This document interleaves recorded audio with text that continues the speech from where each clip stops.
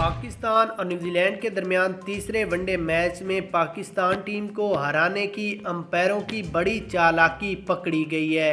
एक दो नहीं बल्कि तीन गलत फैसले देकर ना सिर्फ अंपायरों ने ये चालाकी की है कि पाकिस्तान तीसरा मैच हारे, बल्कि ये भी उनकी कोशिशें जारी हैं कि पाकिस्तान ओडीआई सीरीज़ भी न्यूजीलैंड से हार जाए। यहाँ पर आपको सबसे पहले तीसरे मैच की मुकम्मल हाइलाइट्स, उसके बाद अंपायरों के गलत फैसले कि किस तरह अंपायरों ने बेईमानी करके पाकिस्तान की आधी टीम पवेलियन की राह दिखाई। मुकम्मल हाइलाइट से पहले आपने इस वीडियो को लाइक करना है, चैनल को सब्सक्राइब करके कमेंट्स में बताना है कि अंपायरों ने क्यों गलत फैसले दिए, क्या उनको ये फैसले करने चाहिए थे या नहीं करने चाहिए थे, क्योंकि ये इंटरनेशनल क्रिकेट है।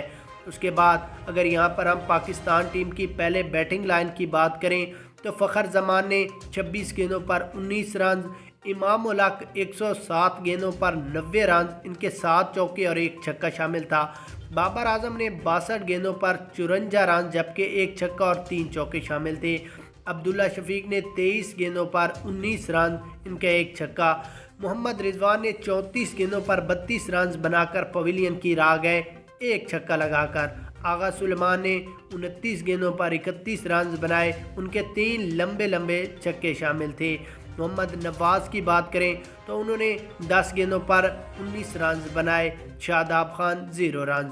मुकम्मल हाइलाइट्स के बाद अंपायरों ने 3 गलत फैसले दिए जो कि नाकाबिले बर्दाश्त और नाकाबिले कबूल थे, जो कि अंपायरों ने ये वाज़ेह कर दिया है कि हम न्यूजीलैंड के साथ मिले जुले हुए हैं। पाकिस्तान को हराने की कोशिशें की गई हैं, लेकिन ये इंटरनेशनल क्रिकेट है। कैमरे की एक कैमरा नहीं बल्कि सैकड़ों कैमरे की आंख देख रही है, वो बेईमानी भी कैमरे की आंख ने पकड़ ली।